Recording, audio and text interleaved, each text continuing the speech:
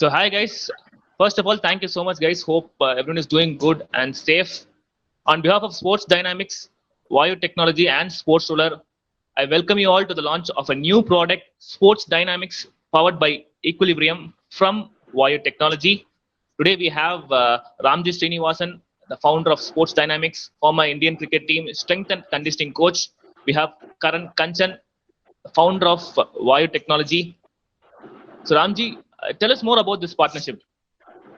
Good morning, all. Thank you for coming and thank you for waiting patiently. I really appreciate it, taking your time. And thank you, Bags. This is one of the kind of products which we have been studying for some time now. And we zeroed in on this product to do testing and assessment, which is going to be one of the cutting edge technologies in the world. And there are a huge amount of benefits what we are trying to harness from this technology for training and assessing sports persons from all domain, from cricket to basketball or volleyball or racing, to anybody for that matter, from basic grassroots level to professional elite athletes. This technology can be used. And also, one of the major component of this product is very easy to use, very tech heavy. At the same time, in India, what we are lacking is the data collection. So this helps in collecting data for multifarious sports, for multifarious age groups, and also make things very affordable for even the what do you call aspiring athletes or aspiring sports person.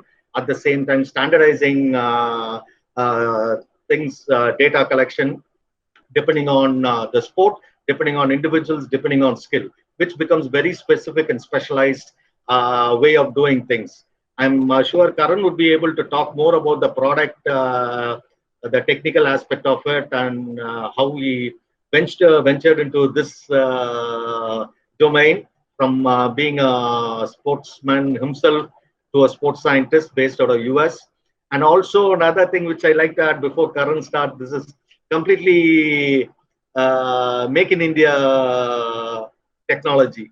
So we have enough, this can also comes to prove that we have enough firepower in our arsenal, in especially sports industry, which need to be harnessed pretty well. Very important to harness our own people technical mind pretty well, so that we go to the next level of using technology in sports and inferring phenomenal data, valid data, and which can be accessed and inferred anytime from anywhere in the world. To you, Karan. Thanks, Ramji. Hey, guys. Once again, just to reiterate, thank you so much for waiting. Appreciate your patience, and thank you for joining us today. My name is Karan, and I'm the founder at Vayu Technology. And what we do is we go ahead and we use wearable sensors and we use artificial intelligence to help in performance optimization, in injury prevention, and in expediting recovery. So to help you rehab faster. Currently, technologies that are available in the market are very, very expensive, and you have to buy 10, 15 different pieces of equipment in order to get the kind of data that we deliver.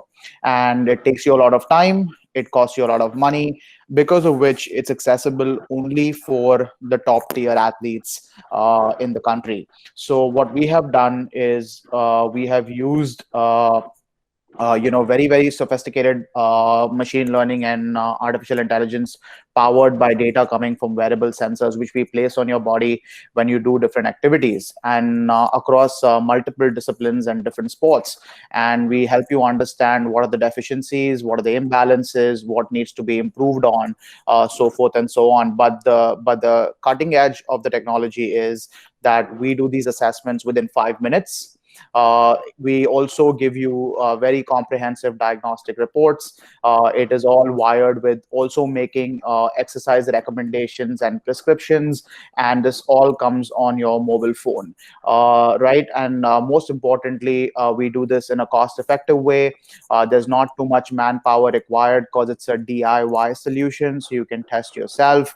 And one of the most important things that we're positioning today, which is really important as COVID is impacting the sports industry, is people don't have the access to their gyms, to their training rooms, to their facilities, to their doctors, PTs, and coaches. And we enable concierge services, telemedicine, virtual consultation, and it brings in objectivity. So, for example, all of us sitting here and talking virtually.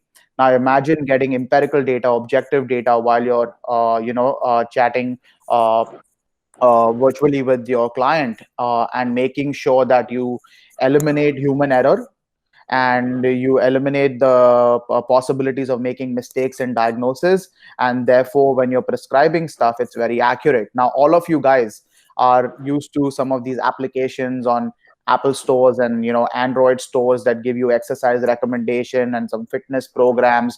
But what we do is we collect data that helps you truly capture all the nuances and the problems that are there in the body, and specifically help you do certain exercise protocols. So to give you an example, for me, I was a former national athlete in India. I got recruited by the University of Southern California to run for them, and I ran the 400 meters and the 400-meter relays. And I was running with guys who were running faster on a daily basis than our Indian national record. And my body couldn't keep up, and I broke down. And this is because my foundation was different and I wasn't ready to compete at that level. So what we want to do here is bring this technology to the grassroots level and help people at the very early stage. So by the time they reach their performance, capacity and age, they're actually operating at the most optimum level. So that's what we do in a nutshell. That's Vayu Technology for you guys.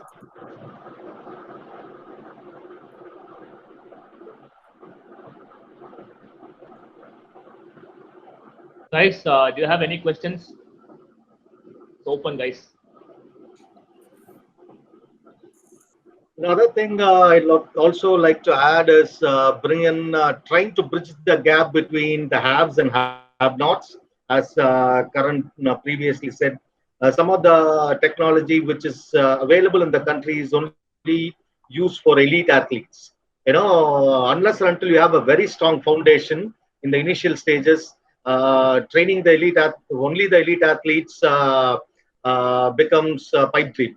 As we said, our Prime Minister's uh, inaugurated the Fit India movement, which is really given a paradigm shift how the fitness is looked at, fitness and sports is looked in India, and a lot of kids are participating in that activity. And maybe 10 years down the line, 5 years down the line, sports can be a career for themselves. So at the end of the day, it has to have a solid foundation from the grassroots level, which I don't think we are still doing it. We talk till the cows come home, but end of the day, looking to win Olympic medal is not a joke. It's not like a roll of the dice. It has to have a progression over a period of time. It's called a long-term athletic development. I think which we need to do things what suits Indians. We cannot directly copy what LTAD from developed countries are trying to apply here, which is not so, which is a pretty dangerous trend. It's like catching them young and killing them soon. Idea is to develop and devise our own protocols specific to India, specific to our children, because there are so many variables from socio-economic structure to the genetic loading. There are so many variables which we need to address in developing a long-term athletic development. This is one of the best tools for us to empirically identify what is required from the fitness angle, from injury prevention angle, from physiological angle, what empirical data we can get and standardize it throughout the country, which is going to be very, very critical and crucial for long-term what do you call, victory on a, to be very realistic about it. Otherwise, we keep talking, and nothing happens. After every Olympics, I heard from 1984 onward that we are a sleeping tiger. We are still sleeping, and that is reality. Here and there are sporadic medal-winning champions in India. They came out of their own perseverance and hard work, not out of the system.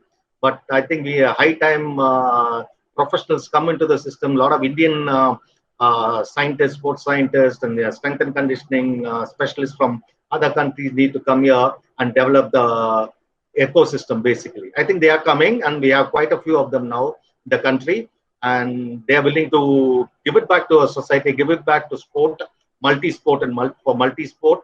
So I think this is just a beginning from our point of view. Whatever we can do from our side, our bit, we have to walk the talk. Thank you so much. And any questions, please? I have one. Bhagwati. So how small is this device? And how is it different from the regular Fitbit watches? Okay, right. I see it. Okay. So there are 3 sensors like this, so tiny. Okay, and that's all you need. That everything goes to your mobile phone. And why is it different than a Fitbit? Is because we don't collect. It's not a heart rate and how many steps you've walked. It's not that kind of a device. It's really sophisticated biomechanics insights that we generate.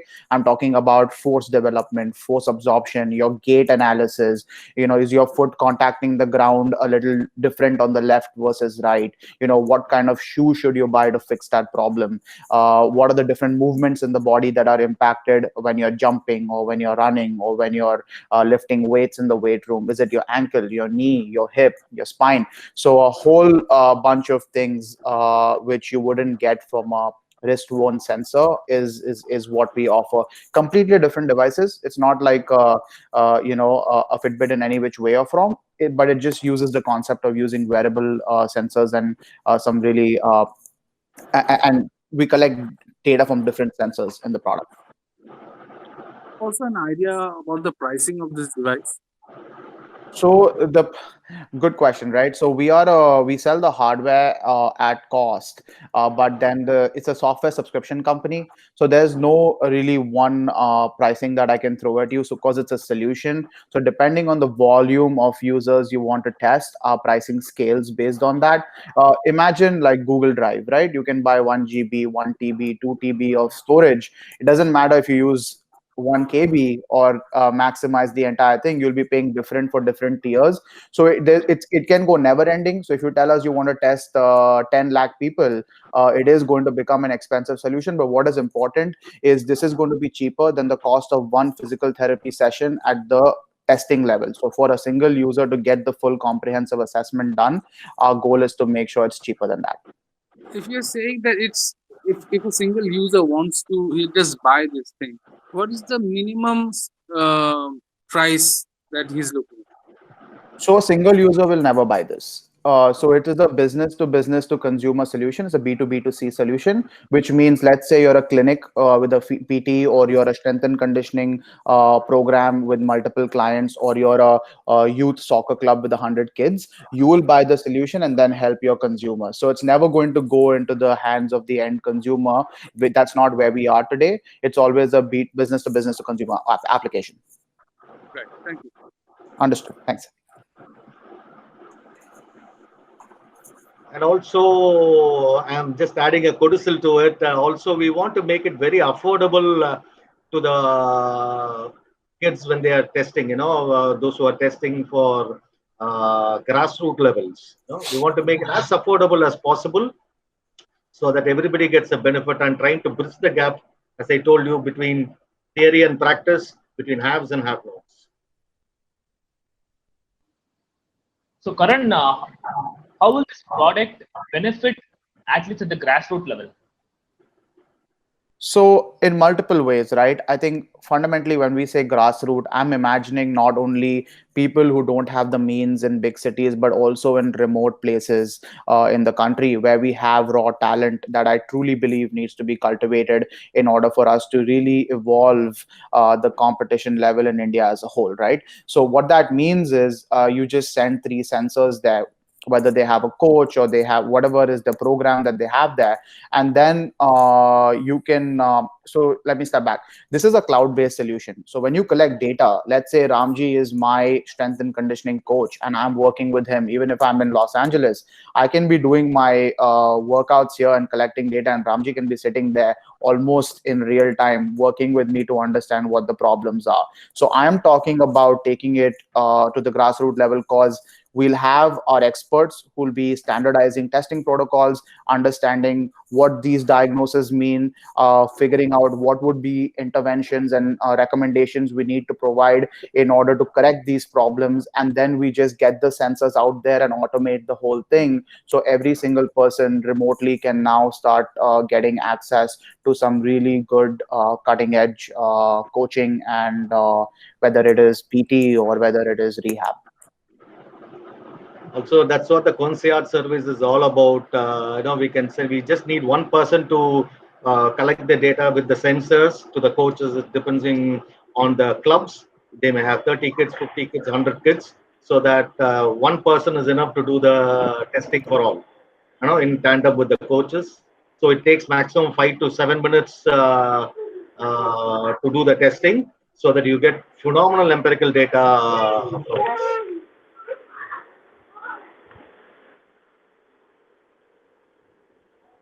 Yeah.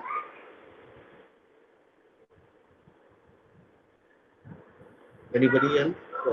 Any Yeah, questions? Ramji, could you give me a specific example with a particular sport, naming a sport, whether it be athlete or I don't know. I don't think Oh, cricket requires anything much genius stuff, okay. but any other proper sport which requires this, and what would happen? What would have happened if Karan had this technology, for example, before when he was running? Absolutely. Absolutely. Superb question. Okay. What we did the assessment for a couple of people here, just as a trial method. There are 3, 4 protocols in this entire system. So what we infer details from this results are your ability to, what do you call it, measures your strength, it measures your power, it measures your position of your body, it measures your specific imbalance, like your limb length imbalances, specific imbalance in your strength, specific imbalance in your what do you call gait, and also the acceleration deceleration mode. How what are the muscle groups basically used for acceleration, the percentile use, or the deceleration mode? What is the ratio? So there are so many parameters. For example, I can just say when we are testing a fast bowler, you know, Hmm. we make him run and see the difference between his foot contact on from a left foot or a right foot. It's called a gait cycle.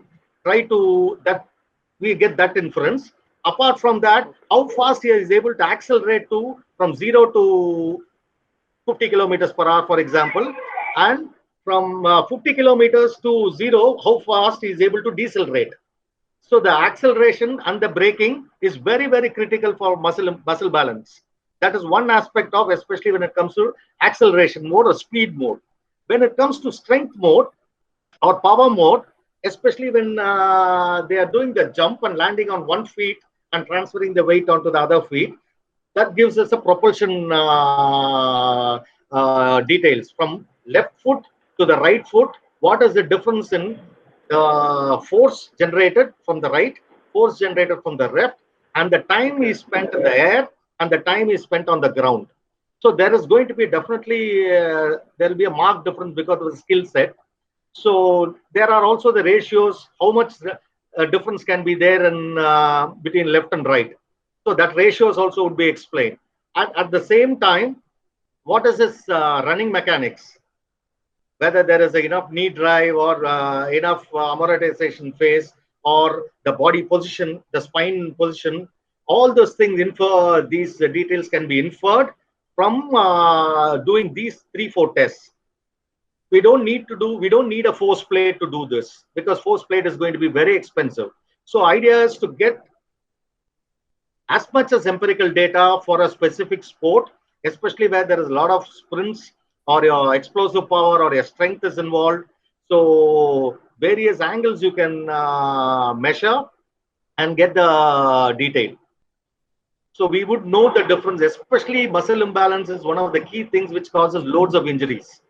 Trying to favor one side more than the other. Also, it becomes a tool for injury prevention, because some, even when they're doing for the first time, some of them doing the test for the first time, you collect certain data. For example, we are doing it in August. Within a month or so, we do a next test. Depending on the first test result, the workout schedules and the remedial measures would be added up, so that there is no difference or muscle imbalance from left to right or front anterior to posterior or top to bottom. So those things are trying to be trying to null those differences as much as possible. When you do the next testing, you will know how much the workout schedulers really worked, or the prehab or rehab schedulers really worked in solving this issue.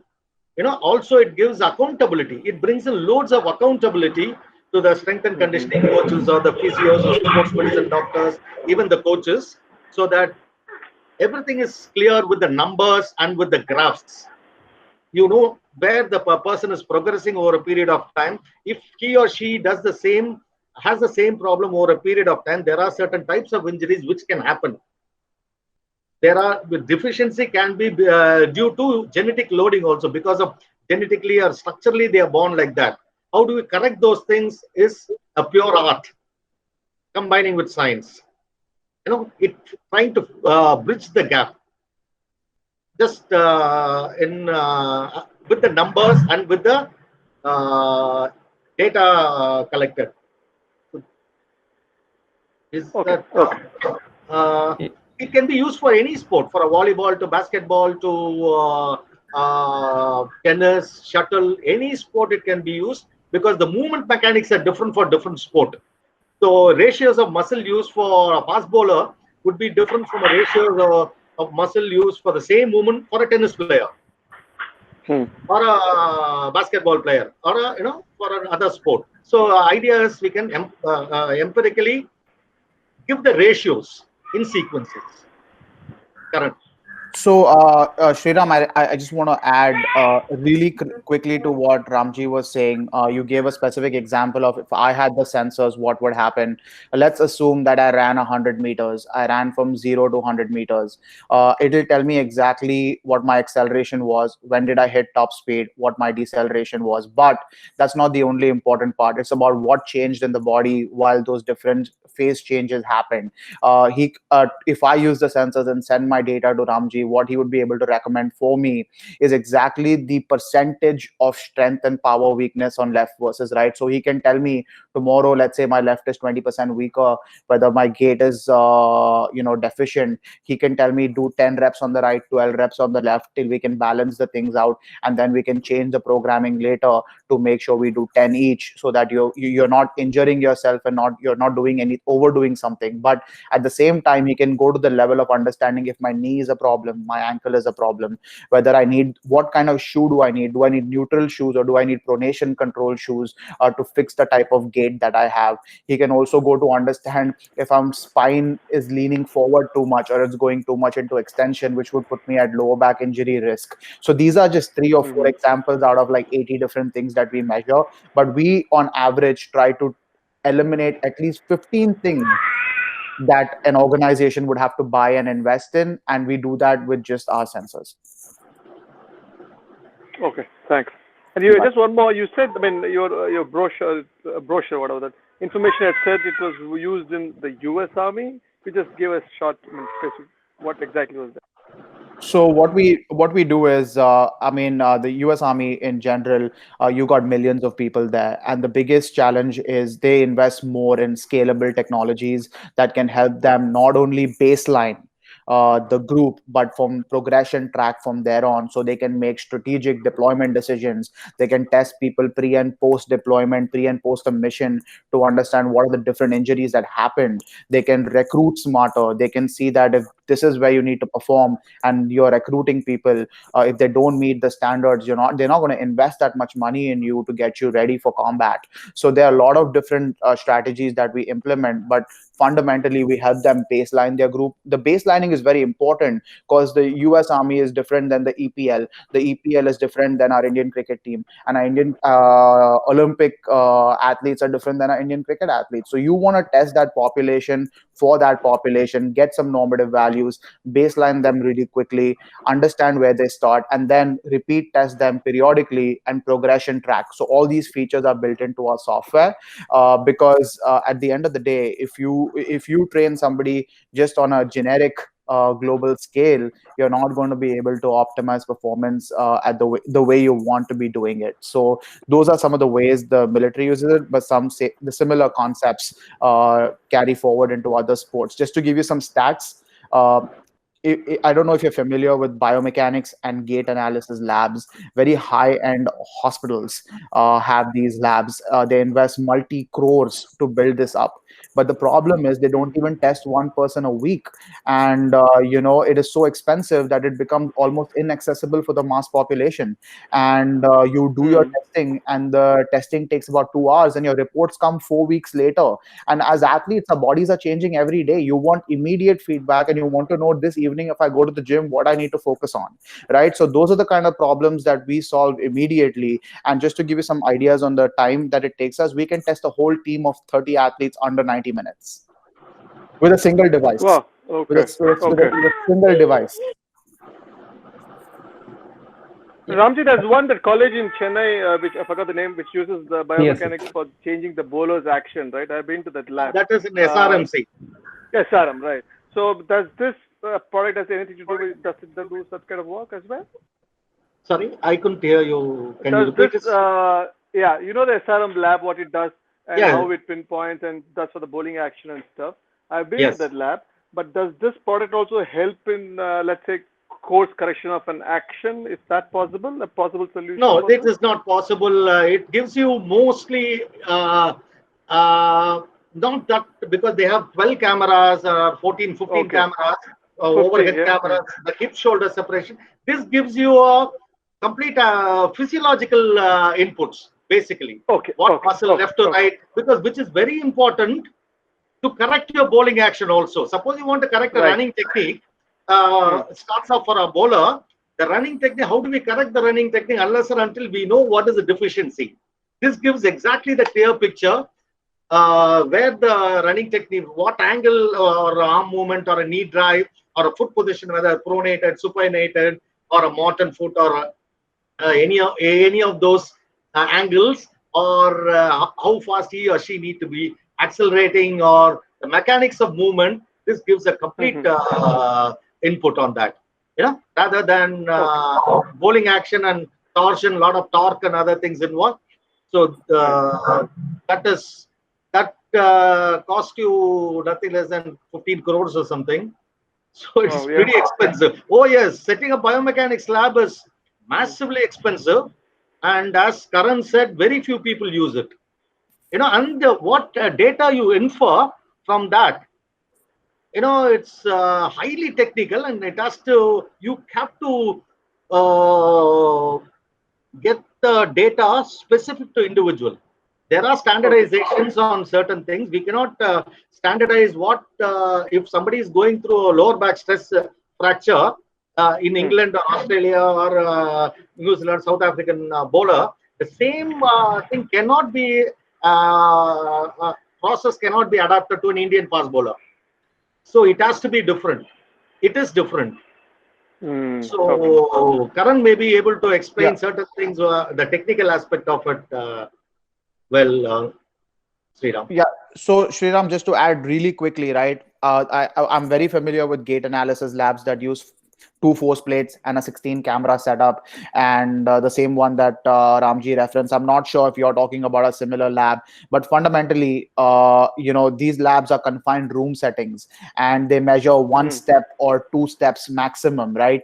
What happens when you are in I mean, it's not a objective way to put somebody in their natural environment out in the open and tell them go perform at your optimum capacity, and now we'll measure you what the problems are. It's very subjective. It's kind of simulated. We don't need to do stuff like that. We tell people to actually go and do their things, like they would normally do in their natural environment, and collect the information and the data. So that is one very core difference. But what we also do here is we use a lot of machine learning, and I know we are talking about baselining and progression tracking, but what we are coming to a level where once we look at a group, collect 30-40 people worth of data for a specific sport, we can tell you the good, the bad, the ugly in that particular population. And we are not going to be eyeballing this or subjectively looking at one instance, right? We're looking at a very comprehensive battery of tests, and then we go ahead and help you understand, like, for that group, what is good, what is bad, what is not. So for example,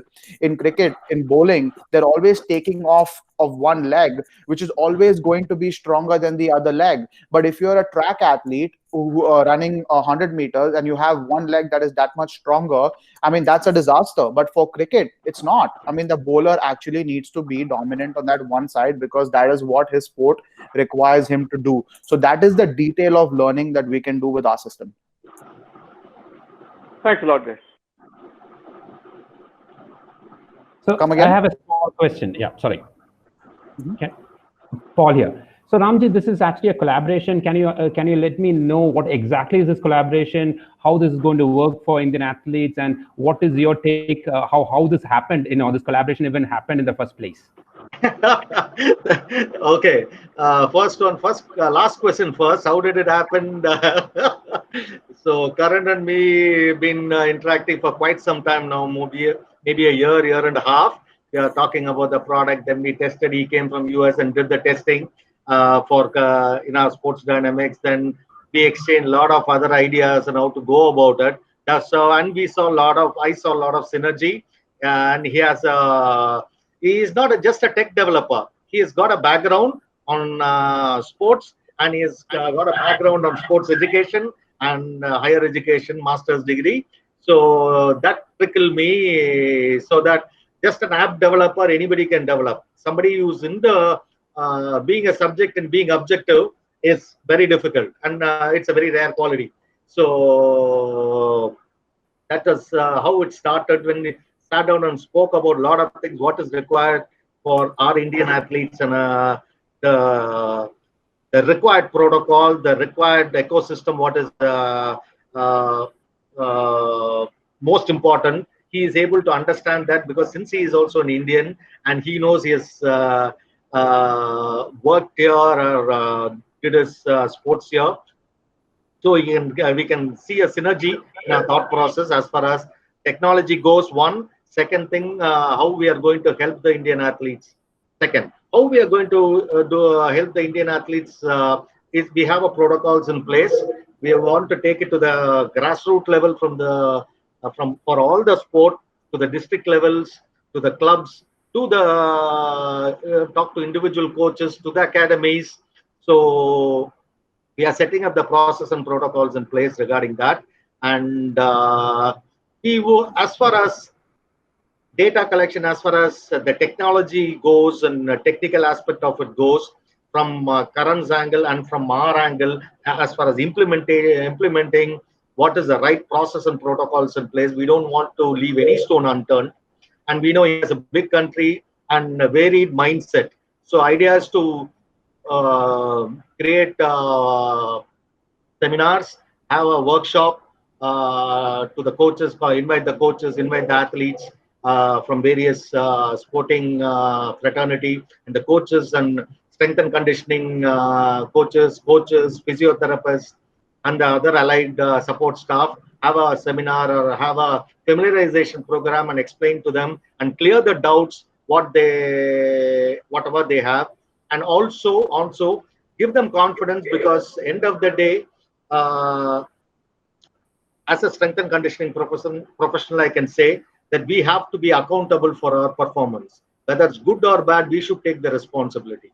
In India, that is not so. Sadly, it is not. So that reality is we try to pass on the buck to the other support staff, which I've been telling for quite some time now. And if I make a mistake, I make a mistake. It is my mistake. I made a once. To err is human. To err many times is a blunder. So idea is to approach people with an open mind, try to not put ourselves in a very supercilious way, to educate them, to interact with them, and for us to know also better what each and every individual sporting academy requires. As Karan said previously, the running mechanics for a bowler would be different from running mechanics of a soccer player or a 100-meter sprinter. So we need to understand those things first, and the coaches also need to give us the feedback what they are looking at from their athletes.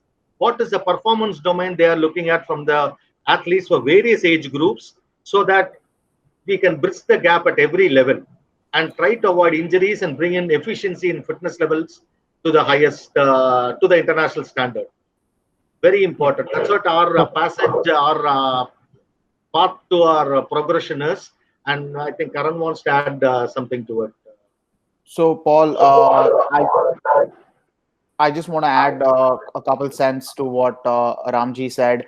I think fundamentally for us, more than the fact that Ramji really cares, it is Ramji has got a diverse and he's seasoned across multiple sports and disciplines, right? So his experience is really, really versatile, and it is important because he understands that everybody doesn't need to go into the gym and squat and lunge and do chest press, right? You have to train the body specifically, and what our technology does, to put it in a nutshell for you, is takes Ramji's brain and automates it, because when it goes to lakhs of people, you don't have that kind of time and the bandwidth to look at everybody's data and individually customize reports. So this has to be a learning solution that can automatically adapt, and that is the only way to standardize and make sure that you're not making mistakes and you're solving the problems that really need to be solved. So I think I don't know if that answers your question entirely. I'm happy to answer in more detail. Yeah, sure. That's how I would place it.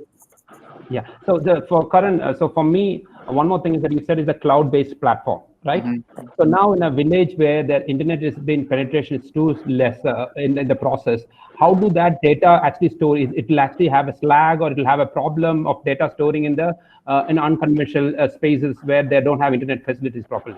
So that's a very good question. So we actually work with some military bases that are in very remote locations where there is no good connectivity. We have a system built into the product to store the data first, and then post facto upload the data. Fundamentally, one thing is you have to upload the data at some point. If you don't have it where it's collected, then you wait for a bit, go to a location where you have better internet and upload it, because there's no other way to send that information to somebody like Ramji who's sitting in Chennai. Let's say we deploy the system somewhere in Assam. So that problem it cannot be solved. But what we can do is we can work on local storage and then upload post facto. So wherever the person is, the individual is who's getting tested, does not really need to worry about internet access right then and there. If you have it, you can go more real time with it. But if you don't, we have solutions built for it. And also second thing is that for me, when you said is there is a SaaS model, someone need to get this product. So if someone need to get this product as 3 product base and then have a different this thing. So is a B2B business model, what will be the cost point here? So we are actually figuring it all out, Paul. It's a brand new launch. This system, what we want to do, like I said, right, the end customer, the end user who's getting tested needs to be paying less than one session that he would normally pay for to go for physical therapy or to pay a personal trainer for an hour. We are trying to make it even more cost effective than that. Now, the business to business cost point is completely volume driven. So if I'm catering to somebody who has 100 people they want to test in the year versus some organization that is willing to take it to 10,000 people, the pricing is going to scale very differently. And that's how SaaS works in general. When we have pricing models, we'll disclose the information to you. But right now, one of the most important things we're doing as a part of the pilot with Ramji is pricing discovery to understand exactly what the appetite is in India so that we can really service the true needs while people are actually willing to shell out with money. Yeah, again, the last question for me is that when Ramji told me that it's a made in India kind of a project now, so it's a US based company or an Indian based company. How do you place yourself now as an Indian founders? I know you are Indian founders, but sure, but how are you an Indian registered company or a US registered company? So our parent company is in the US, but we also have a company subsidiary in India. My co-founder, in fact, operates out of India. The fact that it's Indian based is because we manufacture in India, and almost 50% of our solution is built in India. So that is the whole Make in India aspect here. We are incorporated first in the US, where we started, but I think Ramji's definition of Make in India, helping Indians was more in line with us actually truly wanting to come back and make a difference with Indian roots and origins across the board.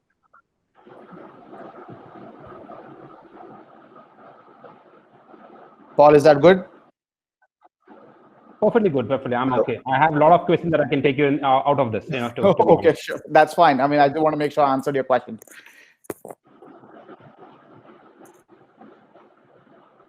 Any more questions? Santosh had a question. I see the chat. I don't know where he is, but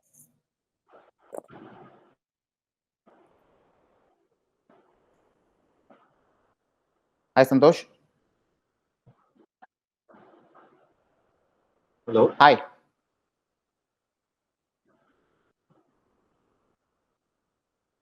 Can't hear you. Hello. Hi.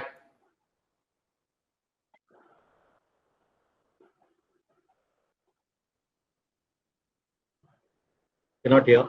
I cannot hear you now, but I can hear you when you say hello.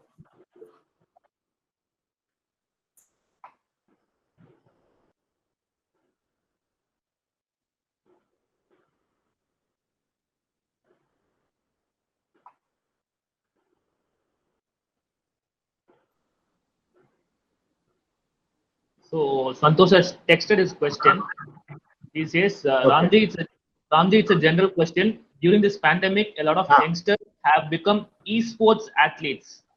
E-racing is gaining popularity now. Do they have to train physically, especially in improving their hand-eye coordination? Oh my God. They are into the equipment where it develops hand-eye coordination. As far as e-racing is concerned, I don't think so. It is just a phase now, and they use this for mostly, Santosh, the racers and the drivers use this video game tool to develop their hand-eye coordination, their reaction time, etc., etc. Now they are in it. Once the pandemic is over, they have to train physically, phenomenally physically, to get back to where they are. Then scale it up to the next level as far as hand-eye coordination, reaction time is concerned. This is just a tool for some time now. At least doing something, developing something, some aspect of some component of fitness, which is important for racing. They are working on it, which is a good sign. And once this lockdown is over, I'm sure most of them will come back the full swing to train physically and get back to their fitness. And this tool is also going to help us quite a lot, especially difference in the hip rotators and lower body, the strength and their lower back, glutes, etc., so that we can devise something very different for them. So does it answer question, Santosh?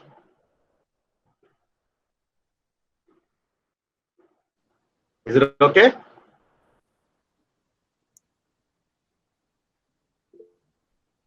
Santosh says yes. Thank you, Santosh.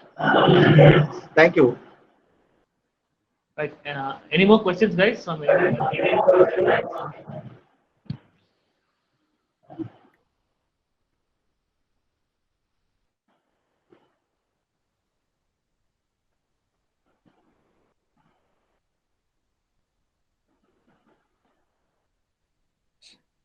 I think to Karan, Santosh has a question for Karan. How important are the roles of a data analyst and trainer in this collaboration? You may get a plenty of data, but as Ramji said, eventually it is the trainer who's going to work with the athlete by inferring the data. So they will have to be well qualified to understand the data and make full use of them. Correct. absolutely. So I can answer these questions in a lot of ways, but let me explain how we look at this today as Vayu and equilibrium and sports dynamics, right? So our system is built in three layers. And when I say three layers, I mean we have raw graphical insights that is only valid and applicable to a orthopedic surgeon or a high-end biomechanist, stuff like that. We also have made that data and insights very consumable, which means we give very simple dashboards and diagnostic reports that is understandable and readable to all.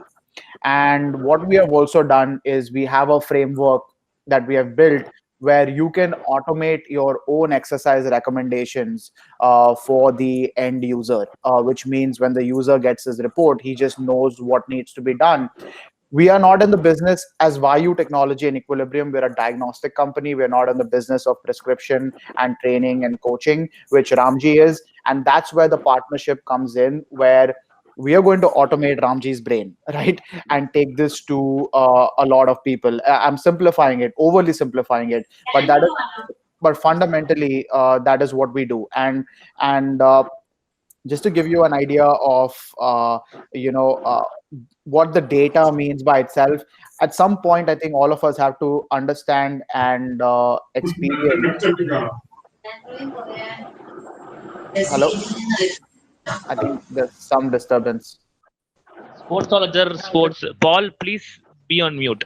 Please mute yourself. Thank you. Good. Okay, cool. So coming back to what I was saying, at some point we all have to accept that when you have a lot of data and you have a machine learning based, AI based system, it is going to teach you. So it is not here to replace anybody. It is not here to tell you, uh, uh, exactly what to do. It is showing you the direction. It's augmenting your decision making skills, and it's making the solution more scalable. So I don't know if that answers your question entirely. The trainer will still be the one who will finally sign off on the prescriptions and the coaching recommendations. Our goal is to make sure that we give him a lot of objective and empirical data to make truly customized and individualized and tailored training programs for each individual, not generically go and tell everybody to do 10 squats, 5 lunges, and 3 push-ups and 5 bench press. I mean, I'm overly simplifying it, but just so that you understand where we are coming from.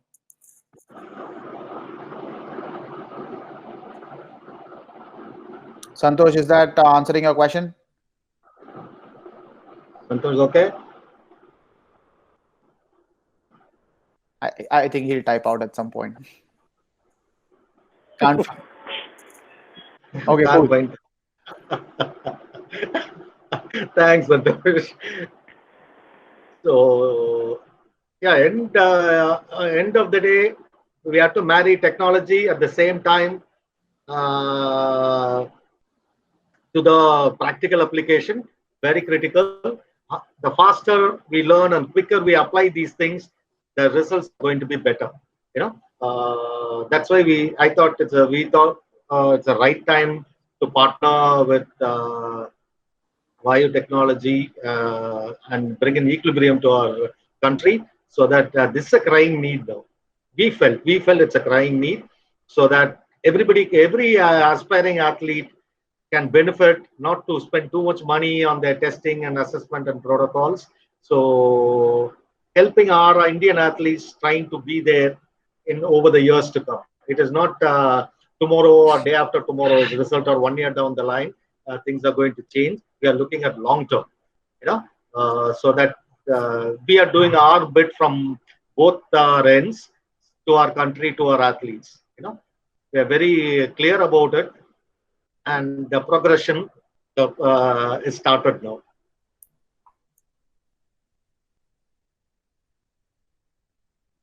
Yeah. Nice questions. I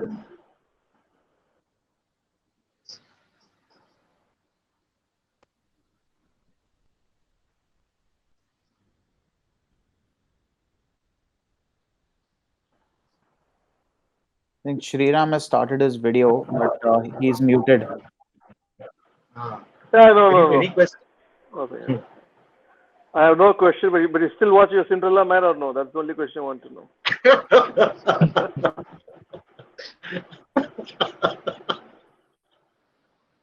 Sriram, you are a scream. Any more questions, guys?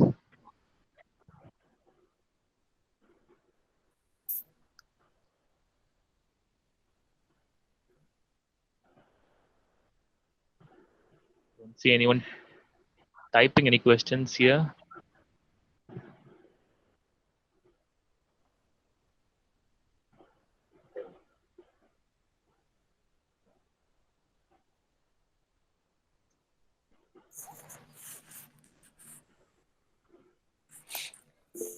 So, yeah, Deepak Raghav has a question from the Hindu. Ramji, can you give us an example of how this tech can help in specific areas of training with a specific example, say a cricketer or a racer or tennis player? What new insights can it give? Hi, Deepak. Okay, as I told you earlier, the needs for different the different sports persons are different.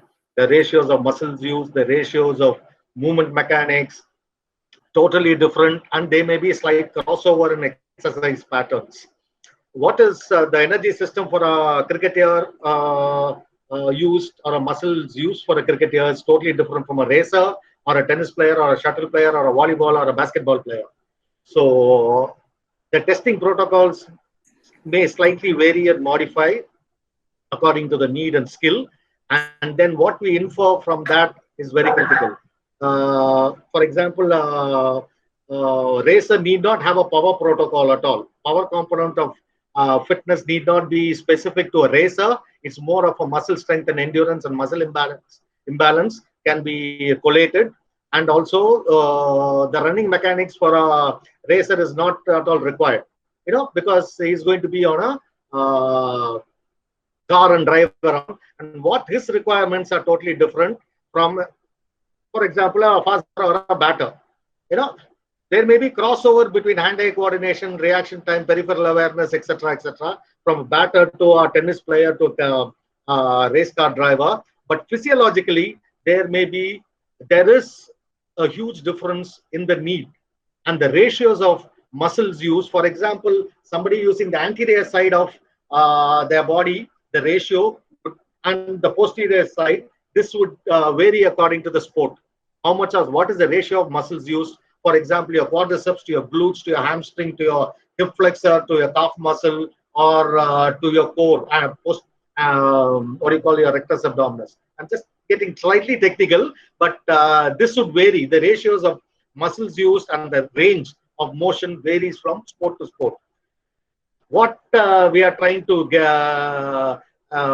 infer is from this test and assessment is to collate data what is specific to sport and design a tailor-made program, as Karan said, according to the sport, according to the skill, and then percolating down according to the skill and to an individual, and then percolating even down further in periodization scale, whether it's a off-season, mid-season, in-season, or post-season training protocol, and then even breaking down into microcycles. So it is a huge, it's like a funnel effect. So end of the day, each and every athlete will be highly individualized from the empirical data collected, and end of the day, when you make it even more specialized and individualized and make them an adaptable athlete, that is the key take. Any athlete who is able to see his or her readings empirically and know where they stand in the scale of 1 to 10 and know where they stand in the three-dimensional space in their sport, they won the battle. Because there is also a sync between mind and body. We are not talking about mind. We are talking about the physiological aspect of it. So the closer we get the links between various parameters and weave a nice pattern, that becomes his or her pattern, like a thumb impression. So that is what we are looking at, what is required for individual sport. Again, the needs would completely vary. As I told you in the initial stages, the energy system. Even in cricket, there are four different skills. Plus, you add an all-rounder, 5 skills. The needs are different. So how do we design those? What are the requirements for a fast bowler? He requires loads of aerobic fitness and explosive power. For a batter, he may require agility and hand-eye coordination and reaction time. And aerobic fitness has to supplement batter. So, say again, wicketkeeper, very close to the domain like a batter. For a spinner, he may require more aerobic fitness and muscle endurance rather than explosive power. So, idea is to branch it off into different parameters in fitness, and every level you can get inferred information, data available. So that is very critical, because right now just doing 1 or 2 tests is not going to give you real value data, or just looking at a person be healthy or he may not be able to perform. The person may not look very fit, but he'll be able to perform. So there's a dichotomy in the process. So idea is to marry as much as possible the collection of data for individual sport, for an individual skill set to an individual, and be as precise as possible. Because you cannot, as far as a professional, as far as we are concerned, we cannot have any room for error, because we have to train elite athletes. Any sort of injury, you all know, we have to go for divine intervention also at many times. So idea is to prevent them from them getting injured as much as possible, and try to increase the performance close to their best or excellence. Is it okay? Did I answer my question, Deepak? Did I answer your question, Deepak?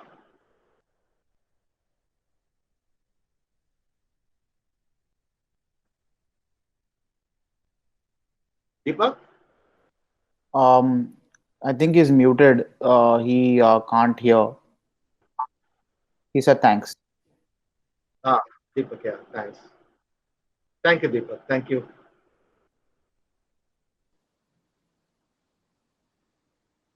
Guys, any more questions?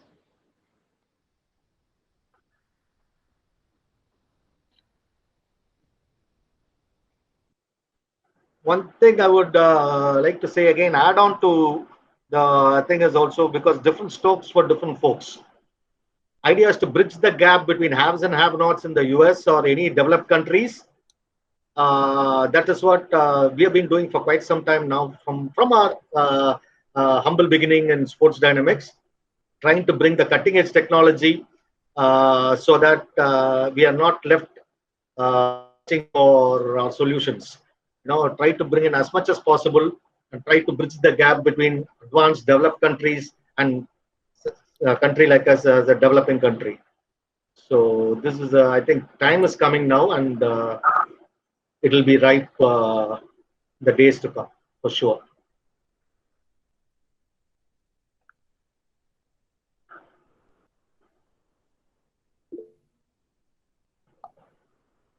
While other people are asking their question. Hello. While other people are asking their question, Deepak, I read your question. You asked cricket, racing, or tennis. Again, Ramji answered your question in a lot of detail, but if you're curious about tennis, because we have worked with quite a few tennis players, I'm happy to tell you a use case, but I'll wait till somebody else has a question. If not, we could go into a very specific use case that we have for tennis.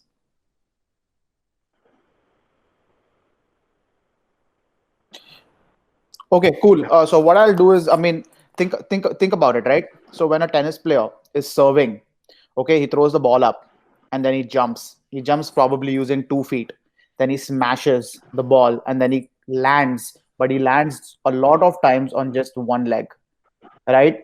So now think about a couple things that we measure. First, we measure bilateral, which is two-leg force development. So if you want this guy, when he throws the ball, to get to the ball as fast as possible, that is one number we can start optimizing. And let's assume he's not able to do that as efficiently. Maybe he's waiting for the ball to come slightly lower before he serves the ball.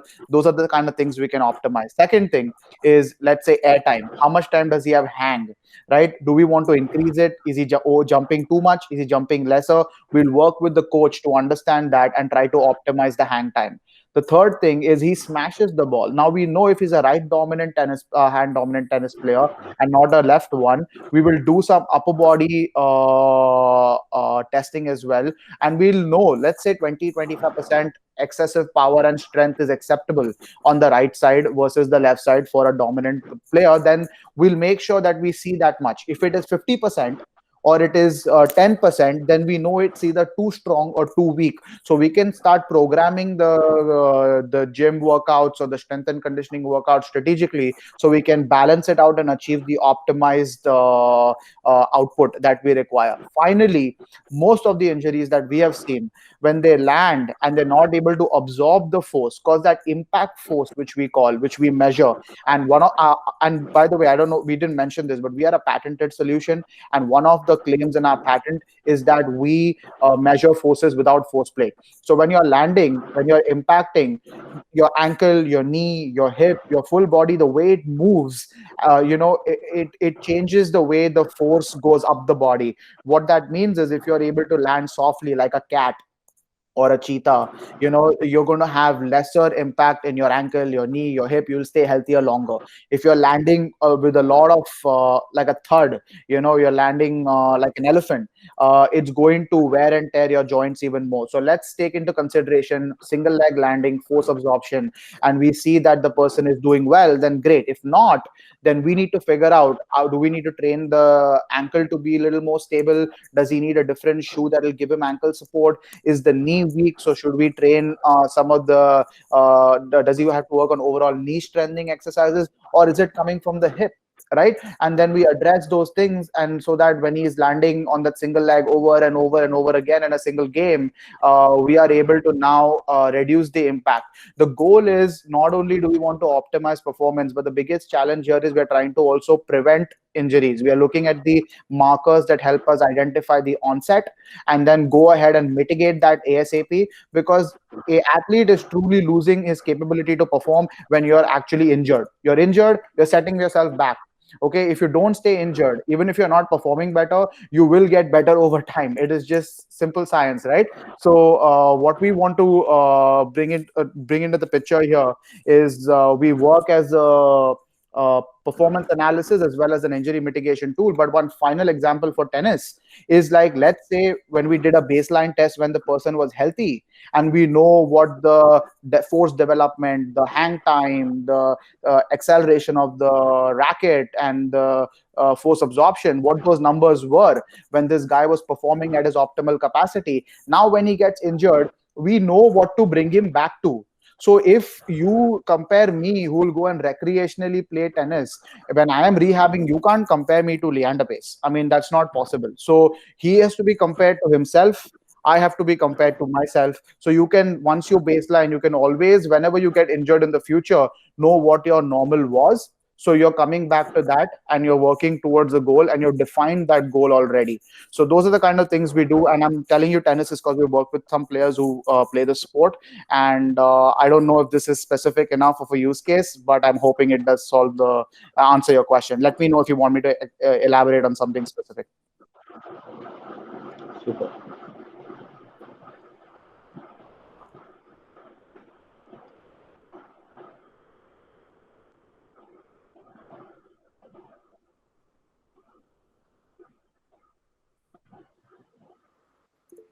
Guys, any more questions?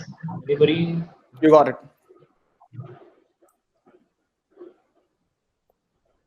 And another thing also, just add on what Karan said, it suddenly struck me. The data, what we collect is for you, your data. You are compared to yourself. Rather than comparing yourself to X, Y, and Z, your data is yourself trying to get the optimum utilization of your talent and your efficiency. Idea is that because normally the normative data or standard deviation data, whatever we collect, is always comparable to another athlete, because there are, you cannot compare, Indian sprinter cannot compare or do the workouts very well what Usain Bolt does. His data. Idea is to bring in your own data and develop on it. Develop on excellence. That's what is very important, what Karan was saying actually. Rather than borrowing data, it can be potentially dangerous, borrowed data. So once you have your own prescription, exercise prescription to analysis, the efficiency level goes up, performance goes up for sure.